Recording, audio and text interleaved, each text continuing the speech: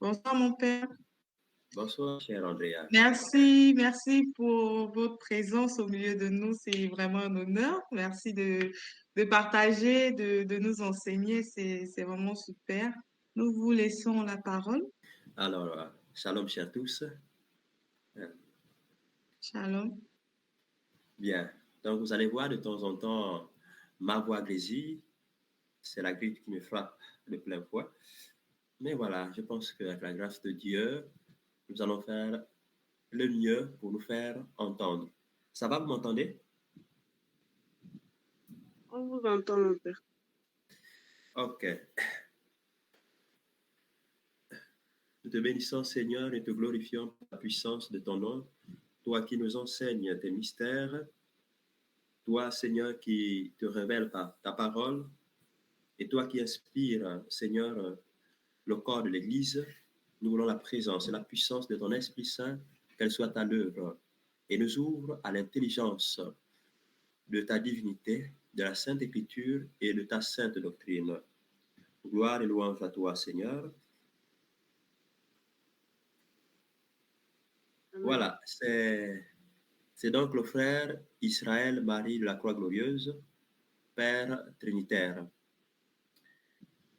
Et je pense que ça va être peut-être la troisième fois qu'on m'invite sur ce plateau pour l'apostolat des disciples de Jésus. Et aujourd'hui, donc, je vais partager avec vous le thème suivant, la doctrine catholique sur la Vierge Marie. Bon, moi, j'ai vu prédication. Peut-être vous aurez dû mettre, je ne sais pas, enseignement, mais peu importe. C'est parce que nous allons faire les deux. Et je vais rapidement donc passer par quelques sources, quelques sources.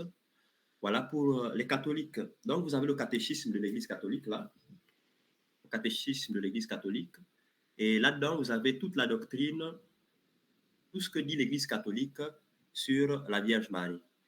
Donc, c'est important pour les catholiques de s'outiller. Ça, c'est d'abord une première chose. Et vous avez donc, pour avoir un enseignement digne de ce nom, un enseignement qui porte la, la génétique catholique, eh bien, il y a quelques fondements que je dois rappeler ici pour que votre enseignement soit catholique. Donc, pour que votre théologie soit orthodoxe, eh bien, il y a ce qu'on appelle le fondement de la parole de Dieu. Donc, la Bible, nous avons le fondement de la tradition de l'Église, c'est-à-dire ceux qui ont interprété l'enseignement du Christ. Donc, on a les apôtres, on a ceux qui ont suivi les apôtres, ce qu'ils ont dit du Christ, ce qu'ils ont dit de son enseignement. Parce que rappelez-vous que la Bible, elle est récente. Tous les textes que vous avez ici, hormis les textes de l'Ancien Testament, quelques textes de l'Ancien Testament, notamment la Torah et quelques textes de l'Ancien Testament, se figuraient déjà dans ce qu'on va appeler le canon hébreu ou la Bible hébraïque. Donc, pour le Nouveau Testament, on a rassemblé à un moment donné quelques textes de certains apôtres, de certains prédicateurs, et qui ont constitué les documents de foi que nous utilisons aujourd'hui dans notre Bible.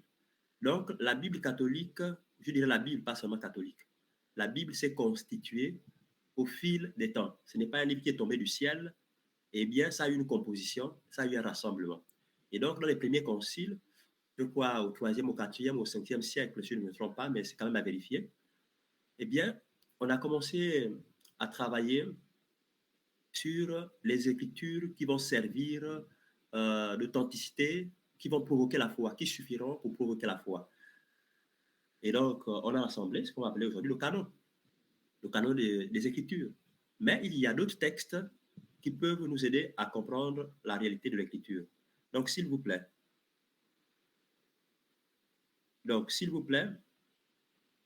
les fondements que je vais utiliser, que ce soit pour les catholiques ou pour ailleurs, il faudrait bien repartir aux sources. Je rappelle, premier fondement théologique, la parole de Dieu. Dites-vous que la Bible a été constituée au fil des siècles. Donc, ce n'est pas tombé du ciel pour jurer là-dessus, pour dire que bon, voilà. Donc, ça a été constitué. Et donc, il est arrivé un moment où on a statué les livres qui doivent figurer dans la Bible. Vous avez le deuxième fondement, qui est d'ailleurs le plus ancien, voilà, la tradition, ça c'est dans l'Église catholique, la tradition. Donc, comment est-ce que les apôtres et les successeurs des apôtres, les pères de l'Église, donc on a les pères latins, les pères grecs, ont interprété l'enseignement. Nous avons enfin ce qu'on va appeler le magistère de l'Église catholique. Donc, sur le magistère, vous avez ce qu'on appelle l'enseignement des papes, des évêques. Donc, le pape, dans l'Église catholique, représente l'enseignement universel, ce qu'on va appeler le magistère universel, mais également lors des grandes rencontres, telles que les conciles. On peut aussi appeler cela le magistère universel, c'est-à-dire l'enseignement universel. Excusez. Et quand l'enseignement est donné par les évêques, successeurs des apôtres, on parle du magistère local. Ensuite, le quatrième fondement théologique sera un fondement contextuel, c'est-à-dire à la lumière de anthropologie, sociologique et anthropologique, donc culturelle, les mœurs d'une nation à une autre. Donc, ce qu'on va appeler la théologie contextuelle. Je voulais préciser ça. Donc, pour les catholiques, catéchisme de l'Église catholique, pour la doctrine sur la Vierge Marie. Donc, vous allez prendre, ça c'est chez vous, vous allez noter, eh bien, du numéro, parce que nous n'allons pas tout lire ici. Comme on n'a pas de prédication, j'aimerais faire une prédication ensuite, hein. Mais là, on va vous donner d'abord quelques éléments. Voilà, donc, le catéchisme de l'Église catholique, en parlant du credo. Donc, je crois en Dieu le Père Tout-Puissant, Créateur du ciel et de la terre, et en Jésus-Christ, son Fils unique, notre Seigneur, qui a été conçu du Saint-Esprit, est né de la Vierge Marie. Voilà, je crois que le credo, eh bien, que ce soit dans le monde catholique ou protestant, voilà, eh bien, on récite le même credo, sauf que pour dire l'Église catholique, on ne dit pas l'Église catholique chez les protestants, mais on dit l'Église universelle.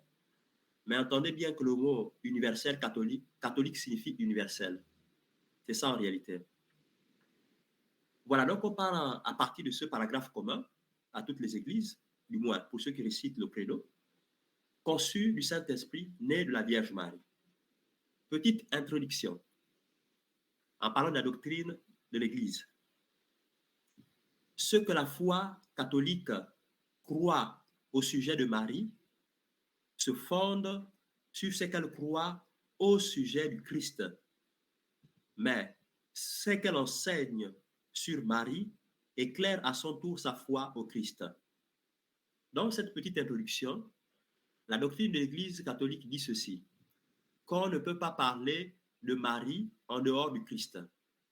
Si on veut parler de Marie et des mérites ou des grâces qu'elle a reçues, c'est à cause du Christ. En parlant de Marie, on n'éclipse pas, eh bien, le Christ. En parlant de Marie, eh bien, on approfondit notre foi au Christ. Voilà, donc ça doit être bien clair. Je reprends notre petite introduction. Ce que la foi catholique croit au sujet de Marie se fonde sur ce qu'elle croit au sujet du Christ. Mais ce qu'elle enseigne sur Marie éclaire à son tour sa foi au Christ. Donc, c'est vraiment le Christ le nœud. Le chemin, la vie, la vérité, ce n'est pas Marie. Le chemin, la vie, la vérité, c'est Jésus-Christ de Nazareth qui nous mène vers le Père des Lumières. Maintenant, en contexte catholique, la dévotion à la Vierge Marie ou l'intercession que nous implorons, voilà, l'intercession de Marie, n'est pas une option. Donc là, je m'adresse un peu aux catholiques. Voilà, même si on peut prier avec tout le monde, mais la dévotion à la Vierge Marie n'est pas une option dans l'Église catholique. C'est un droit, c'est une obligation.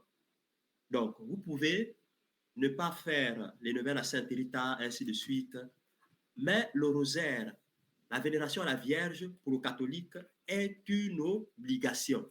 Même si vous vous retrouvez avec nos frères protestants de l'Église, de réveil, ainsi de suite, ça doit être clair pour le catholique. Donc, les protestants, nos frères de réveil, ne sont pas obligés de prier la Vierge Marie. Donc, on ne peut pas dire que les frères de réveil ou des protestants doivent prier Marie, parce que Marie n'est pas le chemin, la vérité et la vie pour aller au Père. C'est Jésus-Christ de Nazareth. Ça, c'est important. Mais pour le catholique, la Vierge Marie nous amène, c'est la petite voie qui nous amène vers le Christ. Donc, c'est ce petit pont-là. Bon, maintenant, regardons, on va rentrer purement dans la doctrine. Donc, ça, je voulais quand même éclaircir là-dessus. C'est que le point focal de notre foi, ce n'est pas la Vierge Marie. La Vierge Marie est un élément, une pièce importante dans l'œuvre du salut, dans l'œuvre de la rédemption. Bien. Alors, on va parler un peu de la prédestination, je dirais plutôt, conçue du Saint-Esprit. Dans le premier point, conçue du Saint-Esprit. Non. Plutôt, le premier point, né de la Vierge Marie. En parlant de la prédestination de Marie, Dieu a envoyé son Fils, mais pour lui façonner un corps, il a voulu la libre coopération d'une créature. Pour cela, de toute éternité, Dieu a choisi pour être la mère de son Fils une fille d'Israël, une jeune juive de Nazareth en Galilée, une vierge fiancée à un homme du nom de Joseph de la maison de David, et le nom de la vierge était Marie. Luc chapitre 1, le verset 27.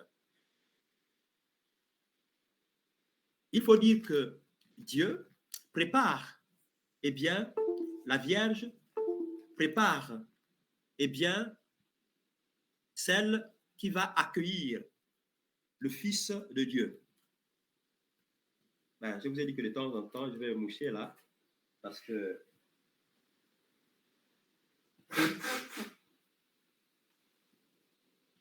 merci Seigneur. Merci Seigneur pour la grippe. Waouh. Donc Dieu va destiner, eh bien, une femme pour accueillir son fils. Et cela nécessite une préparation. Dans la logique théologique, c'est que Dieu qui est saint ne peut pas naître dans un corps qui n'est pas saint. Et donc Dieu a dû se débrouiller certainement avec sa toute puissance pour que, venant dans le monde, donc le Fils, le Verbe venant dans le monde, eh bien, trouve un espace qui puisse l'accueillir à la hauteur de sa divinité. Donc, c'est pourquoi on parle de la prédestination de la Vierge Marie. Elle a été préparée pour cela. Et nous allons donc lire, on va prendre le passage comme on est avec nos frères. On va prendre Luc, chapitre 1. Voilà, ceux qui ont la Bible, c'est important. Donc, là, on prend le premier fondement théologique, c'est-à-dire la parole. Voici le texte de l'Annonciation. Luc, chapitre 1, le verset 26 à 38. Luc, chapitre 1, le verset 26 à 38. Nous lisons. Le 6e mois, l'ange Gabriel fut envoyé par Dieu dans une ville de Galilée, du nom de Nazareth, à une vierge fiancée, à un homme du nom de Joseph, de la maison de David, et le nom de la vierge était Marie. Il entra et lui dit, « Réjouis-toi, comblé de grâce, le Seigneur est avec toi. » Je m'arrête par là. « Réjouis-toi, comblé de grâce. » Le mot grec utilisé ici, c'est la kekaritomene, en fait, qui signifie plénitude, abondance, débordement. Mais le français ne rend pas ça vraiment. Je crois qu'il faut retourner en grec. Donc, on parle ici de la kekaritomene, c'est-à-dire une plénitude de grâce. Le Seigneur est avec toi. Et alors là, bien-aimés, nous pouvons déjà voir eh bien, le fondement théologique de la prière du « Je vous salue Marie ». Parce qu'ici, nous reprenons les paroles de l'ange Gabriel. Donc, au chapitre 1 de Luc, le verset 28. Donc, la prière à Marie n'est pas une prière puisée de toutes parts, mais c'est une prière qui trouve ses fondements théologiques dans la parole de Dieu. Réjouis-toi, comblé de grâce, le Seigneur est avec toi. Je vous salue Marie, pleine de grâce, le Seigneur est avec vous. Donc, nous retrouvons cette phrase ici. À cette parole, elle fut troublée. Elle se demandait ce que signifiait cette salutation. Et l'ange lui dit, « Sois sans crainte, Marie, car tu as trouvé grâce auprès de Dieu. » Il n'y a pas beaucoup de personnes dans la Bible qui ont, des personnes qui ont trouvé grâce auprès de Dieu. Mais Marie fait partie de ces personnes, mais si on veut classer, eh bien, elle est ce qu'on appelle dans l'ordre de l'inclassable au niveau de l'humanité, bien entendu. En termes de grâce ou de celui ou celle qui a trouvé grâce auprès de Dieu. Parce qu'Abraham a trouvé grâce auprès de Dieu, Noé a trouvé grâce auprès de Dieu, mais avec Marie, c'est à un autre titre, à un autre degré. Excellent, excellentissime. Bien, on continue. Sois sans crainte, Marie, car tu as trouvé grâce auprès de Dieu. Voici que tu concevras dans ton sein et enfanteras un fils, et tu l'appelleras du nom de Jésus. Il sera grand. Il sera appelé du fils du Très-Haut. Le Seigneur Dieu lui donnera le trône de David son père. Il régnera sur la maison de Jacob pour les siècles et son règne n'aura pas de fin. Marie dit en l'ange, comment cela sera-t-il puisque je ne connais pas d'homme? Je m'arrête ici au verset 34. Nous croyons que ce soit ceux du réveil des protestants, et ainsi de suite, du moins ceux qui lisent la Bible. Nous savons que la fécondation du Christ, ce qui a présidé à sa naissance, eh bien, c'est un miracle. Ce n'est pas le spermatozoïde d'un homme qui a fécondé la Vierge Marie pour que Christ s'incarne. Il s'agit d'un miracle. Ça va. Et donc, ce qui va se passer, ce sera par l'opération du Saint-Esprit. Mais c'est intéressant, par exemple, en parlant d'un autre aspect de la doctrine de l'Église catholique, eh bien, quand on dit que la Vierge Marie est vierge avant, pendant et après, le fait est simple. Comment ce même Dieu qui a pu féconder la Vierge Marie sans la semence d'un homme ne peut pas sortir d'une manière miraculeuse sans altérer la virginité de cette même femme? On croit plus facilement que le Christ s'est incarné, c'est-à-dire qu'il n'y a pas eu de sens humain, mais on ne croit pas le fait que Christ soit né sans ouvrir, eh bien, sans faire perdre la virginité à la Vierge Marie. Donc, vous voyez, il y a un peu l'absurdité. Lui qui est Dieu, qui est capable de rentrer sans briser la porte, on va dire le portail secret, vous comprenez? Là, j'utilise l'euphémisme. Il rentre, mais comment au fin ne peut pas sortir sans briser aussi ce portail? Et c'est ce qu'on appelle la réflexion théologique. Puisque la Bible ne peut pas nous raconter de bout en bout comment la personne respirait ou bien elle parlait. Parce que la Bible n'est pas d'abord un livre d'histoire, mais c'est un livre de mouvance théologique qui nous rappelle la foi, qui a une visée purement théologique et non historique. Ou bien, historique ou bien géographique. C'est pourquoi ne vous étonnez pas si dans la Bible, certains passages géographiques ne coïncident pas avec la réalité. Parce que le but de l'auteur n'est pas de montrer un espace géographique. Le but de l'auteur est théologique. Bien. Donc, là, on affirme, à travers cette parole, que la Vierge Marie a été conçue. Plutôt, le Christ Jésus a été conçu sans la semence d'un homme, mais également, il est né d'une manière miraculeuse, sans pourtant briser la virginité de la Vierge Marie. C'est pourquoi, eh bien, les catholiques disent ceci, et d'ailleurs, c'est dans la tradition de l'Église, on dit que la Vierge Marie est vierge avant, pendant sa grossesse et après sa grossesse, et même pendant qu'elle allaitait le Christ. Et on parle ici de la virginité perpétuelle. Continuons notre passage biblique. Je m'étais arrêté au verset 35, 34. À la réponse à la question de Marie qui lui demande mais comment cet enfant va entrer dans mon ventre s'il n'y a pas de semence d'homme? L'ange répondit, l'Esprit Saint viendra sur toi. Waouh! L'Esprit Saint viendra sur toi. Et la puissance du Très-Haut te prendra sous son ombre. C'est pourquoi l'être saint qui naîtra sera appelé Fils de Dieu.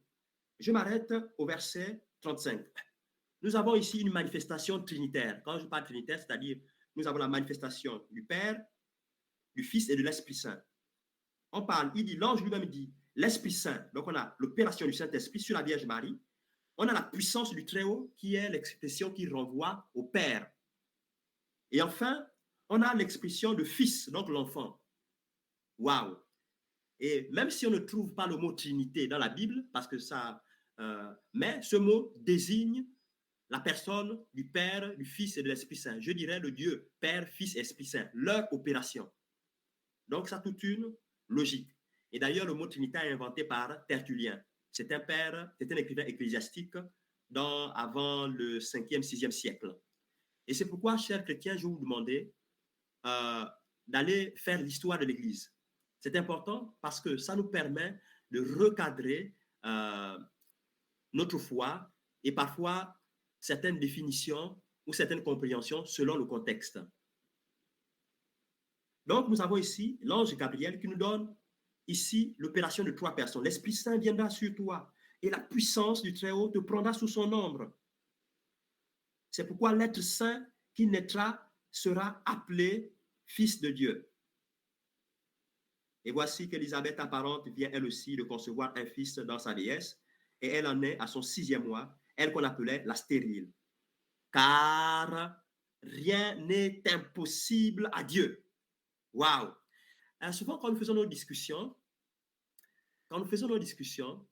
parfois on oublie que rien n'est impossible à Dieu.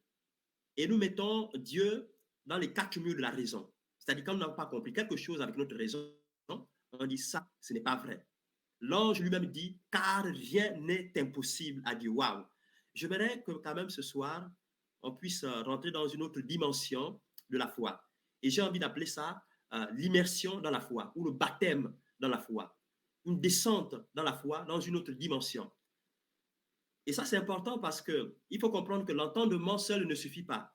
J'ai aimé l'auteur qui a écrit, il s'appelle Saint Jean-Paul II, et il a d'ailleurs rappelé ici la pensée occidentale, d'ailleurs, même aussi la pensée africaine. Fides et ratio, c'est-à-dire la foi et la raison.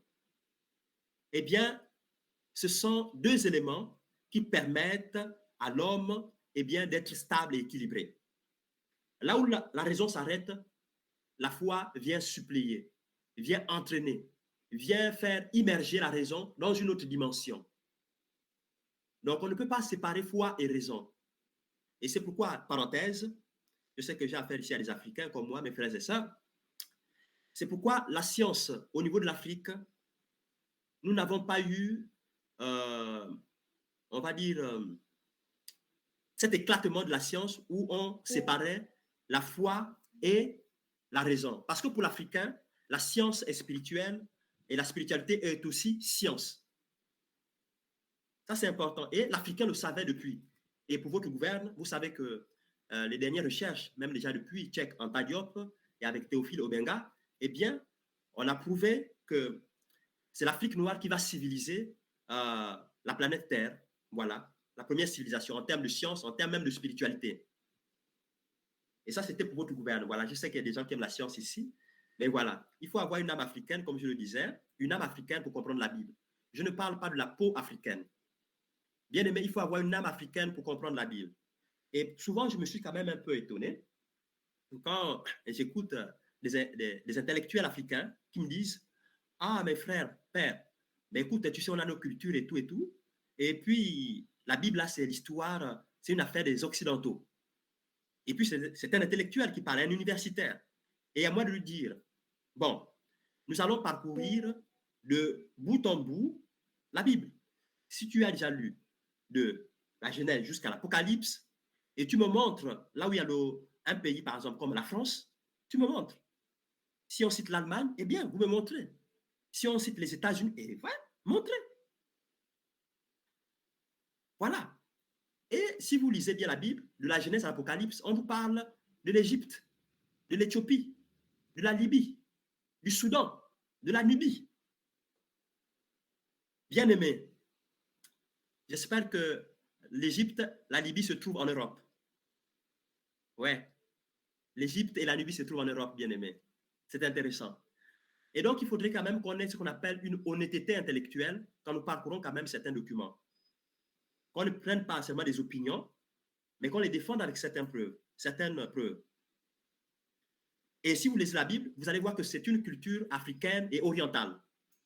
Bref, c'était donc une parenthèse. Revenons à notre enseignement sur la Vierge Marie. Donc ici, nous avons dit que rien n'est impossible à Dieu. Nous avons vu la manifestation trinitaire dans le mystère de l'incarnation. Eh bien, Dieu est devenu homme sans cesser d'être Dieu. Il est devenu ce qu'il n'était pas, homme, sans cesser d'être Dieu. Et ça, c'est le glorieux mystère de l'incarnation qui se réalise dans l'humanité à travers une femme qui s'appelle la Vierge Marie. Alors, je vais continuer. J'ai parlé ici de la virginité, de la Vierge Marie. Mais il faut retenir que tout ce qu'on peut dire de la Vierge Marie en même temps, c'est à cause de sa maternité divine. Donc, rappelez-vous que c'est toujours en relation avec le Christ.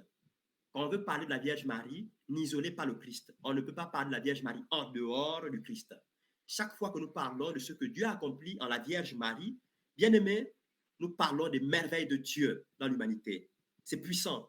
Ce n'est pas n'importe quelle femme. C'est elle qui a trouvé grâce auprès de Dieu. C'est elle, la Kekaritomene, qui a accueilli Dieu en elle, qui l'a, elle, allaité, qui l'a nourri. Dans la doctrine de l'Église, je vais quand même donner déjà les références pour... j'ai donné les références bibliques, mais en même temps, pour les cathos, je vous ai dit, vous allez prendre le catéchisme de l'Église catholique, donc du numéro... Voilà, il y a un peu de...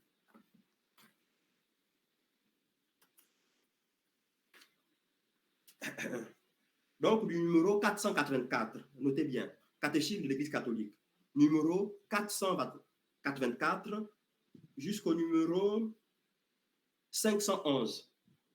Donc, vous avez le résumé, le condensé de la doctrine de l'Église catholique sur la Vierge Marie. Et donc ça, un chrétien catholique n'est pas autorisé à ignorer cela. Vous devez être suffisamment outillé et connaître votre propre doctrine. Et dedans, donc, vous avez des multiples références qui nous renvoient à la tradition de l'Église, qui nous renvoient aux Saintes Écritures, qui nous renvoient au magistère de l'Église.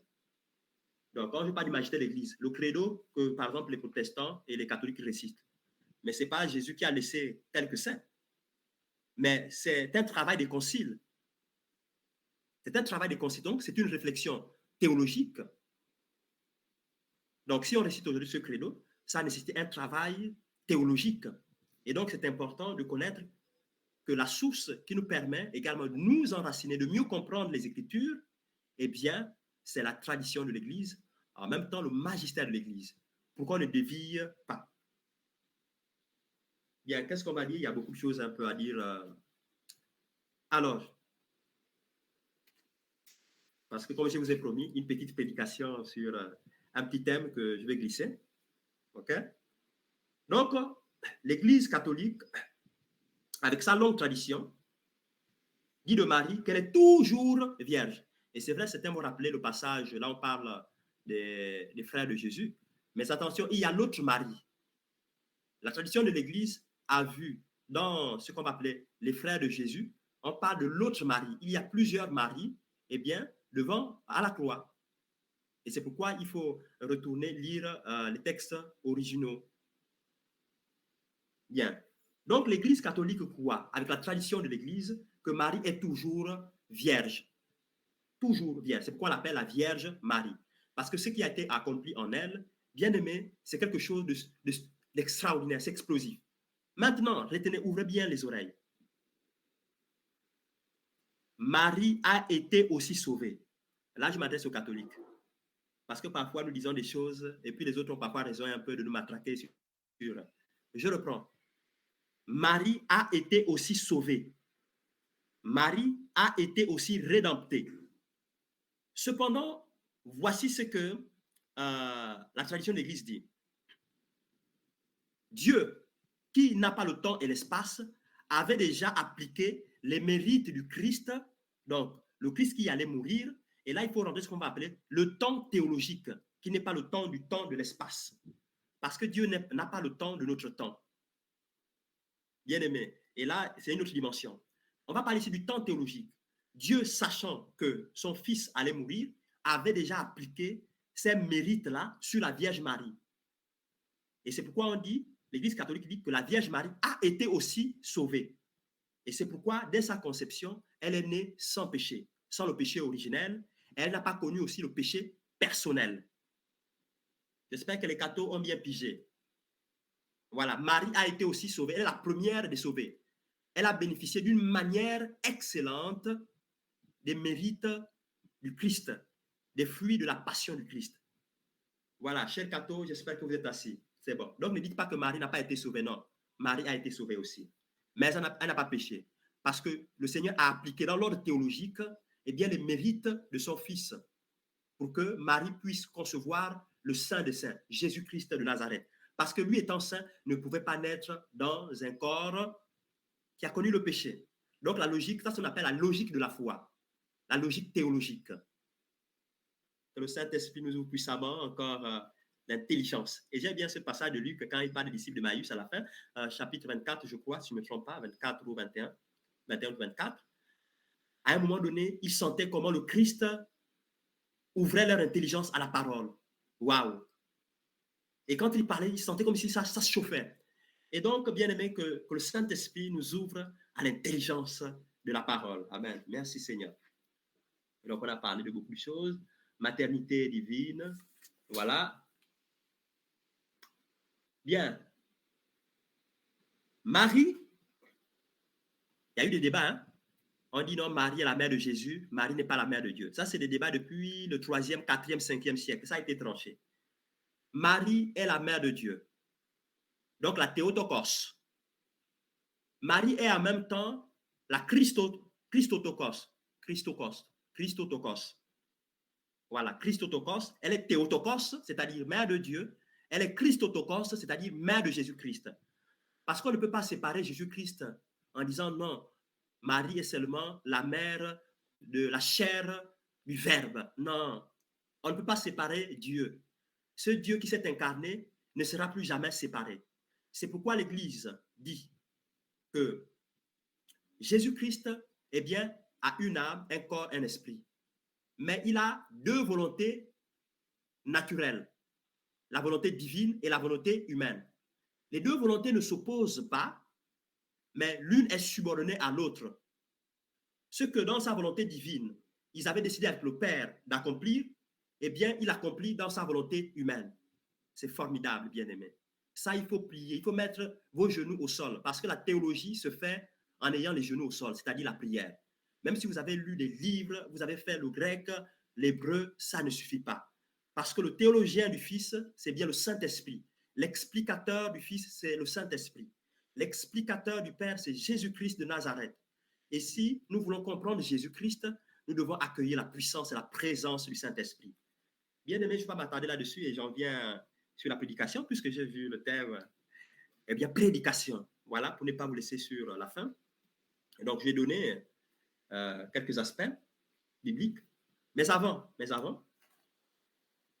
excusez-moi si je fais un peu comme ça, mais avant, prenons toujours Luc.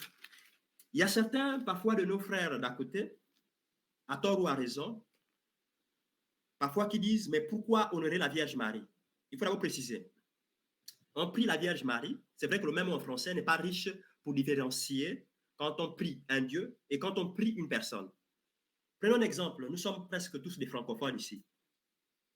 Lorsqu'on s'exprime en français correct, pour demander à quelqu'un de se déplacer, on dit prière de vous déplacer. Et quand on a un peu de civilité, si par exemple on rencontre un député ou un sénateur, on dit honorable ou vénérable. Mais comment ces mots, nous pouvons les appliquer si facilement dans notre milieu, mais nous ne pouvons pas appliquer à celle qui est la mère de Dieu.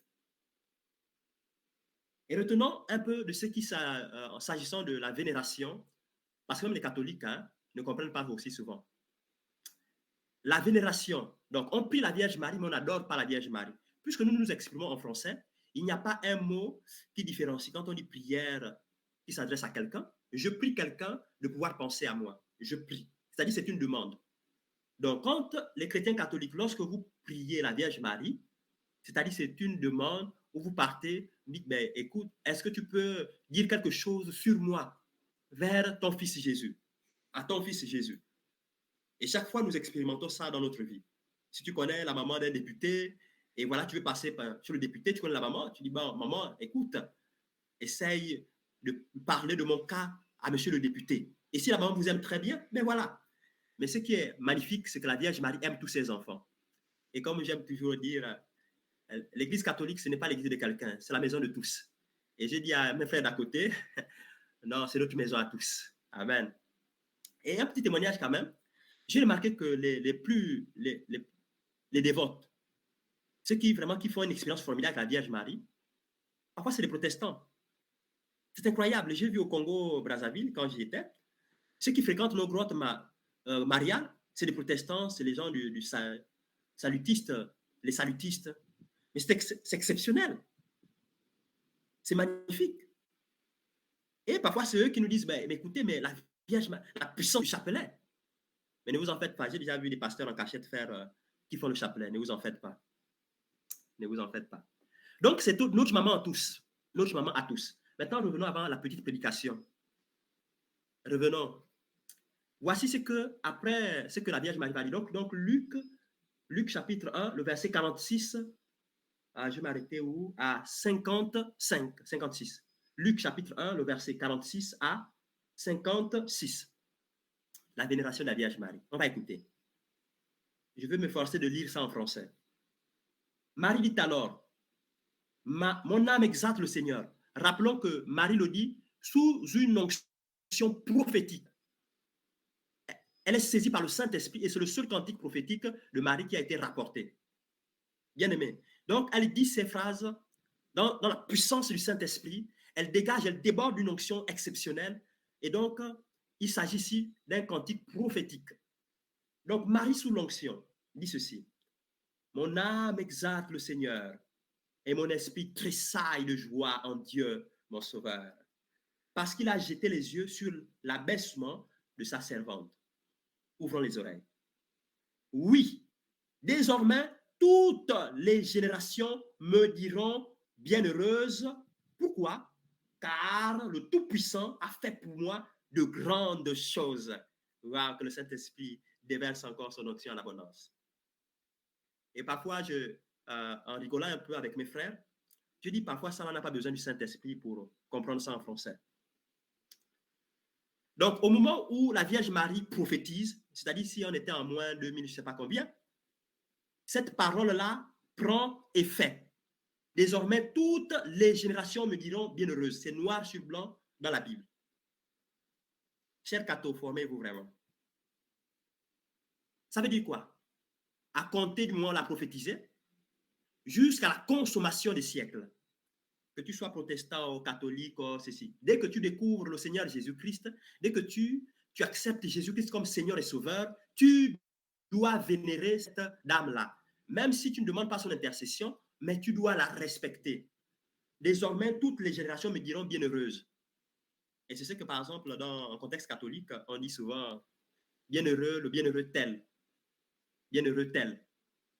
Donc, sous l'onction du Saint-Esprit, elle-même, le Saint-Esprit la canonise, la béatifie, voilà. Parce que la béatification vient du mot bienheureux. Quand on parle de béatitude, bienheureux, bien heureux.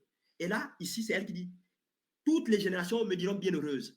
En d'autres sens, toutes les générations me béatifieront. Waouh! Bien aimé, c'est puissant. Donc, il ne faut pas chercher les problèmes avec la Vierge.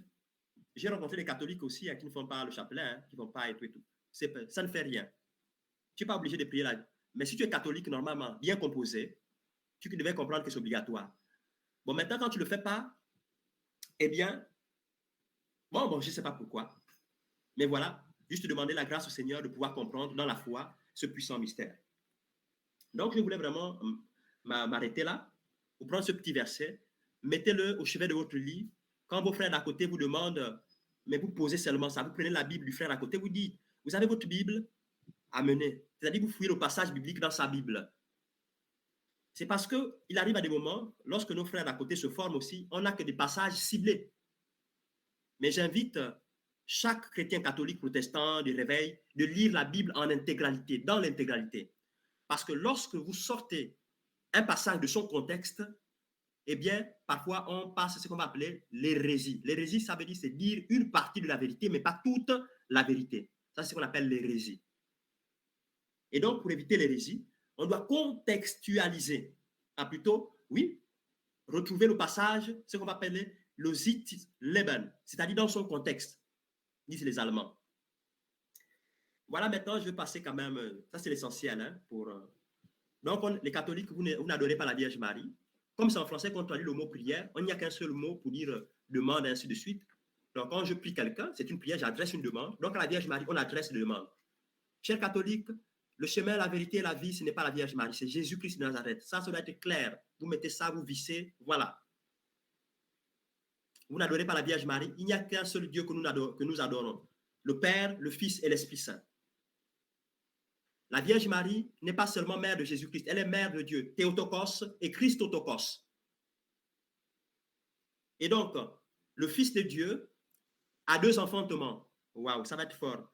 Vraiment, mettez vos ceintures. Le Fils de Dieu a deux enfantements. L'enfantement dans l'éternité et l'enfantement dans le temps. L'enfantement dans l'éternité, parce qu'il est enfanté de toute éternité par le Père. Mais il est enfanté dans le temps par la Vierge Marie. Waouh! C'est la chair de Marie lorsqu'on voit la chair de Jésus. Et j'aime bien dire ça. La chair qui a été crucifiée sur la croix de Golgotha, c'est la chair de Christ Jésus, mais c'est la chair de Marie. Waouh! Parce qu'il n'y a pas eu de chair, il n'y a pas eu un spermatozoïde humain qui est venu. C'est puissant. Maintenant, le petit thème, peut-être il y aura des questions, mais ça c'était un peu le résumé, comme je vous ai donné, pour débattre là-dessus, sur la virginité perpétuelle, sur l'Immaculée, la Vierge Marie. Pourquoi on dit Marie conçue sans péché? Vous avez compris que Marie a été rédemptée, c'est-à-dire sauvée, depuis toute éternité. Le Père a appliqué ses mérites pour que Marie soit la femme, la personne idéale pour accueillir le Saint des Saints, Jésus-Christ de Nazareth. Donc je disais deux enfantements. Jésus a deux enfantements, nature divine et nature humaine. Waouh! Bon, on va passer quand même une petite prédication. Il reste combien de minutes avant... Ah, ça passe vite, hein? Bien. Je vais prendre quand même un petit passage et le petit thème en conclusion. Il y a tellement de choses qui viennent. Je vais quand même conclure sur ce petit grand thème de la doctrine de l'Église catholique sur la Marie. La conclusion, vous pouvez la lire dans le catéchisme de l'Église catholique, les numéros 508 jusqu'à 511. Mais je le lis. Je vais lire les numéros. Dans la descendance d'Ève, Dieu a choisi la Vierge Marie pour être la mère de son Fils, la Kékaritomène, c'est-à-dire la pleine de grâce. Elle est le fruit le plus excellent de la rédemption. Dès le premier instant de sa conception, elle est totalement préservée de la tâche du péché originel et elle est restée pure de tout péché personnel tout au long de sa vie. Marie est vraiment mère de Dieu, puisqu'elle est la mère du Fils éternel du Dieu fait homme, qui est Dieu lui-même. Marie est restée vierge en concevant son Fils, vierge en l'enfantant, vierge en le portant, vierge en le nourrissant de son sein, vierge toujours.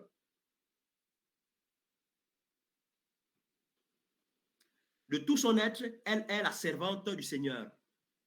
Doulos kurios, le mot, l'expression en grec. Doulos kurios, l'esclave du Seigneur. Waouh, quelle humilité. Vous pouvez lire ça dans Luc chapitre 1, le verset 38. La Vierge Marie a coopéré au salut des hommes avec sa foi et son obéissance libre. Elle a prononcé son oui, donc le fiat, au nom de toute la nature humaine. Donc, en ton nom, en vos noms, en nos noms. Waouh, c'est merveilleux. Dans la Vierge Marie est représentée toute l'humanité. Le oui de Marie est le oui de toute l'humanité. C'est super, c'est extraordinaire. Par son obéissance, elle est devenue la nouvelle Ève, mère des vivants. Ce que Ève avait noué par sa désobéissance, Marie, la nouvelle Ève, l'a dénoué par son obéissance. Gloire et louange à toi, Seigneur. C'est magnifique. Donc, je voulais terminer quand même par cette introduction pour prendre la petite prédication au moins de 10 minutes. Alors, ma prédication, wow. Ma prédication aura pour petit thème l'Esprit Saint et la Vierge Marie dans la vie du chrétien. L'Esprit Saint et la Vierge Marie dans la vie du chrétien. Rappelons ce beau texte de la Pentecôte. Donc, dans Actes des Apôtres, nous allons voir que Marie était au Cénacle. Le Cénacle, bien-aimé, n'est pas d'abord le lieu de la Pentecôte. Le Cénacle, bien-aimé, c'est le lieu de l'Eucharistie, le lieu de l'institution de la Sainte Seine, ce que l'Église catholique appelle l'Eucharistie, c'est-à-dire le lieu dans lequel, eh bien, le Christ se donne corps, âme, esprit pour être notre nourriture. Waouh! Donc, bien-aimé, si nous voulons monter dans notre cénacle spirituel, dans la haute chambre, voilà, eh bien, nous devons d'abord communier au corps et au sang du Christ, une mystique de la communion au Christ, avant de recevoir les fusions du Saint-Esprit. Pour les catholiques, nous sommes en train de vivre ce qu'on va appeler la montée vers Pentecôte. Waouh! Donc, je disais, le thème de ma petite prédication, l'Esprit Saint et la Vierge Marie dans la vie du chrétien. Je vais prendre quel texte rapidement. OK. On va voir la visitation. Donc, Luc chapitre 1, le verset 39 à 45. Ouvrez grandement les oreilles. Concentrez-vous. En ces jours-là, Marie partit et se rendit en hâte vers la région montagneuse, dans une ville de Juda. Bien-aimé, je m'arrête à ce premier passage. Marie a entendu qu'Élisabeth, sa cousine, est enceinte. Mais Marie est consciente de la grâce des grâces qu'elle a reçues. Je pense que peut-être certains parmi vous, si on les nomme en homme premier ministre, ou c'est pas chef du gouvernement, certains auront du mal à descendre dans la maison cabossée, eh bien, de l'un des amis. On se dit, non, je suis déjà au standing, comme moi, ministre, je vais descendre dans les bas-fonds du quartier. Mais, puisque nous sommes d'accord pour les charismes, on est en prière pour les charismes, n'est-ce pas? Je dirais, on implore, on demande la grâce au Seigneur de nous baptiser dans le Saint-Esprit, de vivre ce feu d'amour intérieur, ce réveil, parfois pour renouveler cette flamme. On demande les dons du Saint-Esprit, je veux dire des charismes du Saint-Esprit, des miracles, de guérison, ainsi de suite, de prédication, de puissance, j'en passe, de prophétie, des dons de langue, ainsi de suite. Mais vous savez pourquoi il y a beaucoup de personnes qui sortent des églises, même des églises des réveils protestantes, hein, ne vous en faites pas. On a par exemple eu aussi dans des renouveaux, des gens qui ont exercé des charismes. Mais vous savez pourquoi ces personnes, parfois, quittent l'église catholique ou même l'église protestante ou même une église de réveil, là où ils sont déjà pour créer leur église. Quand ils arrivent à un moment, quand le Saint-Esprit travaille en nous, si nous n'avons pas la maîtrise de soi, si nous n'avons pas la dose de l'humilité, nous plongeons dans l'orgueil. Et quand le charisme hiérarchique est exercé sur vous, vous dites ceci: pourquoi il veut m'arrêter de prêcher? Pourquoi il veut d'abord me dire non, je ne dois plus prophétiser ici? Pourquoi? Il veut éteindre mon onction. Bien-aimé, tu es dans la désobéissance. Parce qu'il n'y a pas que ces charismes de puissance, il y a ce qu'on appelle les charismes hiérarchiques. Et c'est d'ailleurs l'une des forces de l'Église catholique depuis des millénaires. C'est-à-dire, ces charismes hiérarchiques permettent de discerner les dons et les charismes. Il ne suffit pas d'avoir un charisme bien-aimé pour dire que je suis saint, je me sanctifie. Non, les charismes ne signifient pas que vous êtes saint. Ce ne sont pas les charismes qui vous sanctifient. Donc, un franc-maçon peut opérer des miracles au nom de Jésus. Ne vous en faites pas. Je sens qu'il y a des gens qui sont déboussolés ici. Ah ben oui, tu peux avoir un charisme de prédication, mais ce n'est pas ça qui va t'amener au ciel. Mais cependant, tu ne dois pas négliger. Tu peux avoir le charisme de vision, le don de vision. Papa, frère, ce n'est pas ça là qui va t'amener au paradis. Si tu ne vis pas une vie de sanctification, si tu ne manifestes pas les fruits de l'Esprit Saint, bien-aimé, tu vas perdre le ciel. C'est pourquoi Jésus-Christ dit, certains diront, en ton nom Seigneur, j'ai guéri, en ton nom Seigneur, j'ai prêché. Il te dit, va loin de moi, je ne te connais pas, hypocrite. Excellent. Donc, bien-aimé, je ne vous dis pas de ne pas vous lancer à la recherche des charismes. Lancez-vous, mais n'oubliez pas la sanctification. Et je veux parler de ça pourquoi en lien avec la Vierge Marie. Cette femme humble, elle a accueilli Dieu en elle. Mais regardez ce qu'elle fait. Quelle humilité. Elle qui est reine, on va dire mère de Dieu. Vous savez ce que ça signifie? on a les prérogatives. Si vous là vous dites mère de Dieu, hein, les femmes, vous allez commencer à dire, mon fils, moi, je suis mère de Dieu, moi. Mais Marie, voici ce qui est dit. Marie partit et se rendit en hâte. Waouh! C'est-à-dire que précipitation vers la région montagneuse. Donc, si on parle au langage mystique, c'est-à-dire que Marie est tellement humble qu'elle grimpe les montagnes. Vous savez, quand on grimpe les montagnes pour aller chez quelqu'un, ça nécessite de l'effort. Donc, vous avez mal aux cuisses. Un pas après l'autre, eh bien, c'est un effort à fournir. Oui, bien-aimé, tu dois descendre de ta montagne. Tu dois fournir des efforts. C'est-à-dire, c'est un brisement pour l'humilité. Le fait de grimper la montagne, bien-aimé, signifie que tu es en train de te faire tailler pour être humble. Parce que si tu veux accueillir la puissance et les dons, les charismes, tu dois être taillé sous le moulin, ou bien à partir du burin de l'humilité. Et Marie nous montre ça. Elle grimpe les montagnes. Bien-aimé, grimpe les montagnes. Descends. Tu es trop monté. Même si tu prêches avec le feu, descends. Quand le pasteur de ton église te dit d'abord, arrête. Non, on va d'abord bien discerner. Si ton parler en langue là, ça vient. Parce qu'il y a le parler en langue aussi du diable. Mais quand le pasteur principal dit ceci, arrête, on va d'abord discerner. Toi, tu dis, oh non, lui, il est en train de bloquer le parler en langue. Papa, maman, tu es en train de dévier. Ça, le pasteur, le prêtre exerce le charisme hiérarchique, c'est-à-dire le berger.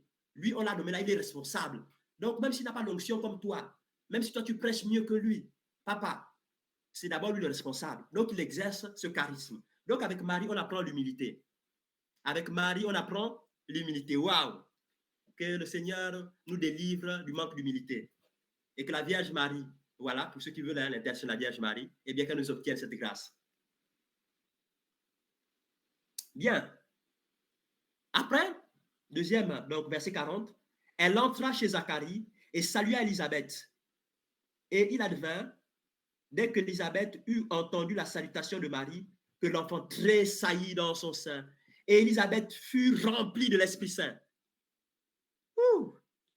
Chaque fois que vous appelez la Vierge Marie chez vous, les catholiques, si ça ne voulez même pas blaguer, chaque fois que la Vierge Marie entre chez vous, c'est une effusion du Saint-Esprit. Elle commence, ce n'est pas elle qui baptise, bien entendu.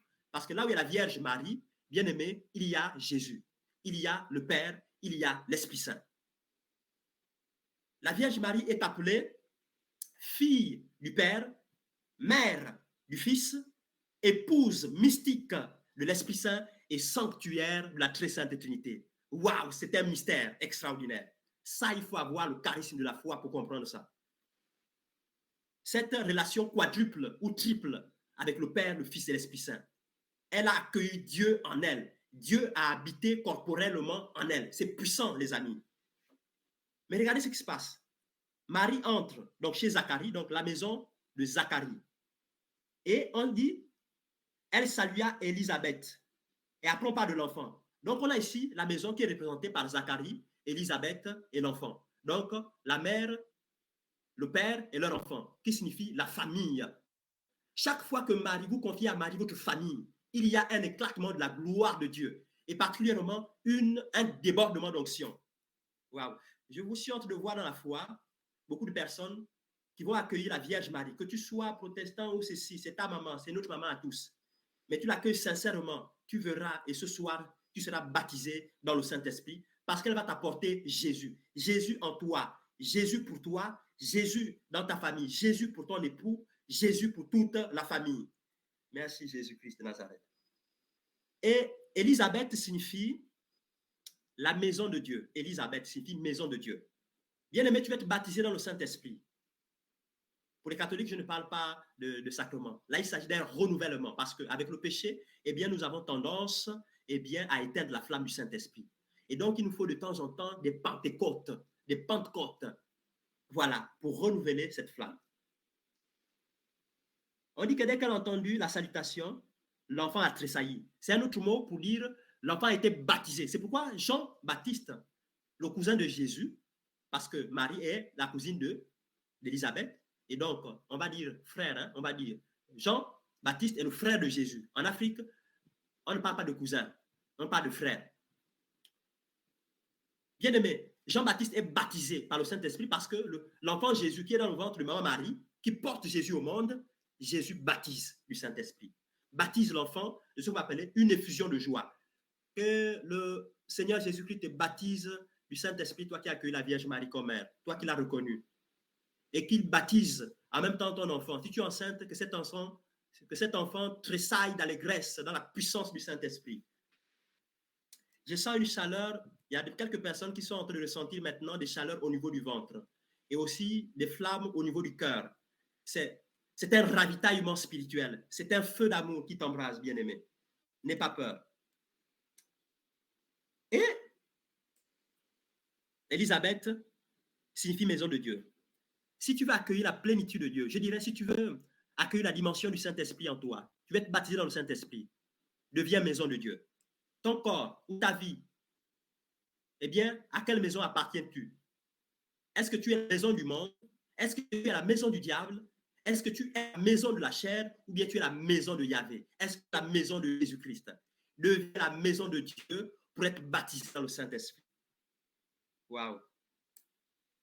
Et donc, il dit, alors elle poussa. Donc, Élisabeth remplie du Saint-Esprit à la salutation de Marie.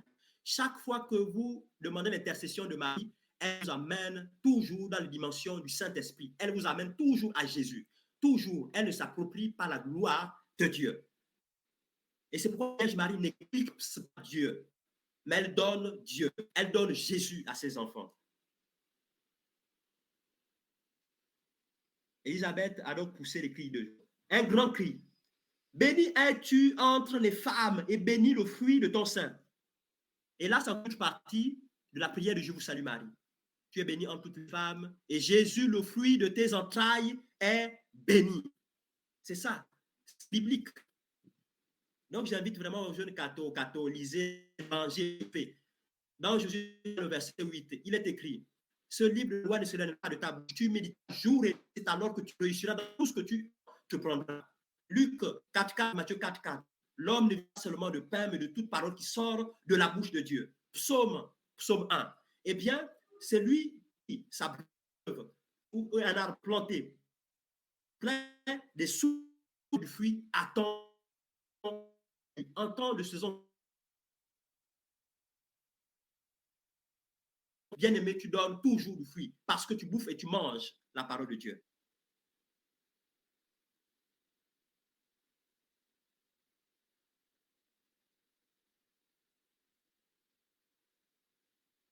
Bien, il faut manger la parole.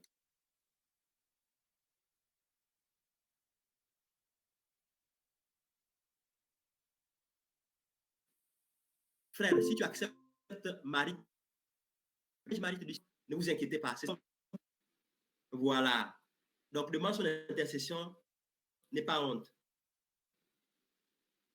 Que le Seigneur nous délivre aussi. C'est comme je dis aux jeunes catholiques, on ne peut pas célébrer la messe pendant qu'il y a la messe. Toi, il y a la grotte mariale et il y a la messe. Toi, tu dis non à la messe pour aller à la grotte mariale. Ça, c'est une hérésie. Parce que la Vierge Marie est toujours là où se trouve son fils. Amen. Amen. La Vierge Marie est toujours là où se trouve son fils. Quand il y a la messe, elle n'est plus à la grotte. Donc, il y a une dévotion bizarre, un peu mabre là. Donc, quand il y a la messe, vous allez, là, vous attend au pied de l'autel. Amen. Amen. Et puis, qu'est-ce qu'on va encore dire pour cette prédication? Je vais terminer par en disant ceci, en lisant Actes des Apôtres, chapitre 1. J'espère que le temps, je suis dans le temps. Oui, oui. Ok, super. Actes des Apôtres, ça marche. Lisons. Actes des Apôtres, chapitre 1, le verset 12 à 14. Alors, du mont des Oliviers, ils s'en retournèrent à Jérusalem. La distance n'est pas grande, c'est d'un chemin de sabbat. Rentrés en ville, ils montèrent à la chambre haute, c'est-à-dire au cénacle, le lieu de l'Eucharistie d'abord. Ce lieu qui allait devenir le lieu de la Pentecôte, où ils se tenaient habituellement. C'était Pierre, Jacques, Jean, André, Philippe et Thomas, Barthélemy et Matthieu, Jacques, fils d'Alphée et Simon, le Zélote, et Jude, fils de Jacques. Tous, d'un même cœur, étaient assidus à la prière avec quelques femmes, dont Marie, mère de Jésus, et ses frères. Waouh! Si tu veux recevoir une Pentecôte qui ne va jamais te dévier, hein, c'est-à-dire où tu ne vas pas te dévier, où tu ne vas pas te dévier à cause des dons, des charismes de gloire que tu auras reçus, il faut que tu ailles au Cénacle avec Maman Marie. Parce qu'avec elle, il y a ce qu'on appelle la dose. Avec elle, tu apprends à contenir le Saint-Esprit. C'est comme la Bible dit, l'apôtre dit, l'esprit des prophètes est soumis aux prophètes. Et souvent, il y a des gens qui exercent des charismes. Quand ils ont des charismes, l'autre prophétise là-bas, l'autre parle en langue, mais il n'y a plus d'ordre. La Bible dit ceci, s'il y a deux ou quoi qu'ils prophétisent, mais chacun à son tour. Mais si celui qui exerce le charisme hiérarchique te dit, attends d'abord, tu attends. Parce que tant que tu laisses la porte au Saint-Esprit, il fait, hein? Lui c'est comme ça, il n'apparaît, il fait. Tu es déjà en train de désobéir. Et l'authenticité des charismes bien-aimés, de prédication, de miracles, de guérison, tout ce que vous pouvez imaginer, s'éprouve par l'humilité. Si vous voulez savoir une personne humble, regardez comment cette personne obéit aux autorités, à ses autorités. Et je bénis l'Église pour l'Église catholique, parce que quand si c'est les dans son diocèse à parler à Dieu, même si tu es un grand prédicateur, tu prêches ou tu parles par la prédication, c'est le feu quand toi tu prêches, mais tu ne feras jamais l'homélie, parce que l'homélie, c'est le diacre, le prêtre ou l'évêque qui peut faire ça. Ta prédication, aussi puissante qu'elle soit, ce ne sera jamais une homélie, ce sera tout un partage. Amen, bien-aimé. Voilà. Donc, quand l'évêque te dit, dans mon diocèse, en Côte d'Ivoire, ou c'est pas dans la Côte d'Ivoire, ou je ne sais où, te dit, ah, frère, l'ose d'abord, attends. Tu ne vas pas dire l'évêque est franc-maçon, l'évêque nous a laissé l'onction éclater. Non, bien, mais c'est toi qui n'as pas encore compris que tu dois obéir à l'autorité. Et celui qui obéit à l'autorité ne se trompe pas. Parce que l'autorité, s'il se trompe, il aura des comptes à rendre à l'autorité suprême qui est Dieu. Toi, tu es couvert. Bon, maintenant, quand tu désobéis à l'autorité, tu fais comment? Tu es sous quelle protection, bien-aimé? Sous quelle protection? Tu es dans la désobéissance. Tu es dans la désobéissance, bien-aimé. Que tu sois catholique, protestant, ainsi de suite. Si tu ne respectes pas ce que ton pasteur te dit à ta bord, et que tu dis, moi, le Saint-Esprit va demander de parler, tu es dans la désobéissance. L'esprit des prophètes est soumis aux prophètes. Et donc, avec Marie, elle nous apprend à respecter l'autorité. Marie, bien qu'elle soit la mère de Dieu, ne peut pas assumer le rôle des apôtres. C'était Pierre qui devait prendre la parole pour parler, pas la Vierge Marie. Et c'est pourquoi pour les catholiques, pour votre gouverne, le Christ s'est incarné une fois dans le sein de la Vierge Marie. Mais ce que le Christ réalise à travers la messe, c'est-à-dire l'Eucharistie, à travers le prêtre, la Vierge Marie se met de côté. Parce que ça, c'est la chose que Dieu ne lui a donnée, de faire descendre le Christ comme le prêtre fait descendre le Christ à chaque instant. Ça peut célébrer la messe là. Quand je veux, je bénis, je célèbre, le Christ descend. Péché ou pas péché, le Christ descend. Waouh! J'ai entendu les catholiques qui disent ici, oh non, tel prêtre n'est pas charismatique, tel prêtre est charismatique. Là. Ça, c'est une hérésie. C'est une hérésie. C'est gravissime. Parce que toute l'Église est charismatique. Charisme veut dire pardon. Les charismatiques, ce n'est pas les gens du renouveau charismatique bien aimés, ou bien des mouvements charismatiques. Toute l'Église est charismatique. Ça doit rester une bonne fois pour toutes. Toute l'Église est charismatique. Toute l'Église. Donc, le Saint-Esprit n'est pas l'apanage de quelques personnes qui sont dans une 3e, 4e, 5e dimension. Bien aimé, c'est du mensonge. Avec la Vierge Marie, au Cénacle, on est rassuré et assuré que nous allons avoir la vertu de l'humilité. Bien aimé, le Seigneur est en train de déposer des dons glorieux dans ta vie, des charismes puissants. Mais fais attention. Si tu es orgueilleux, si tu n'obéis pas au charisme hiérarchique, c'est-à-dire tes supérieurs, fais attention. Le diable va te rattraper. Et donc, cultive les fruits de l'Esprit Saint, cultive le fruit de l'obéissance, et c'est le plus grand fruit d'ailleurs. Parce que Dieu qui était Dieu, Jésus-Christ, il a obéi au Père et il s'est abaissé par obéissance. Waouh! Ce n'est ni par la force ni par la puissance. Le Christ nous a sauvés. C'est par obéissance. C'est exceptionnel. Que le Seigneur te fortifie puissamment et qu'il t'amène à découvrir le rôle de la Vierge Marie dans ta vie de chrétien. Elle est là pour doser le Saint-Esprit en toi. Elle t'apprend l'humilité. C'est-à-dire même quand on te dit que tu es grand prédicateur, grande prédicatrice, où tu as les visions, où tu vois comment tu as le scanner, bien aimé. Le scanner là, c'est le scanner de Dieu. Ce n'est pas ton scanner où tu vas appuyer maintenant, je vois. Non, bien aimé. Tu dois dire le Seigneur me montre. Il te montre quand il veut. Tu ne dois pas voir parce que toi, tu veux voir. C'est Dieu qui veut te montrer. Sinon, après, c'est des pratiques bizarres. Bien aimé, que le Seigneur nous baptise encore dans le Saint-Esprit et que le ministère de la Vierge Marie, si nous l'acceptons comme mère, et bien qu'elle nous apprenne l'humilité dans le silence, la force du silence, et soit baptisé dans le Saint-Esprit. Gloire et louange à toi, Seigneur.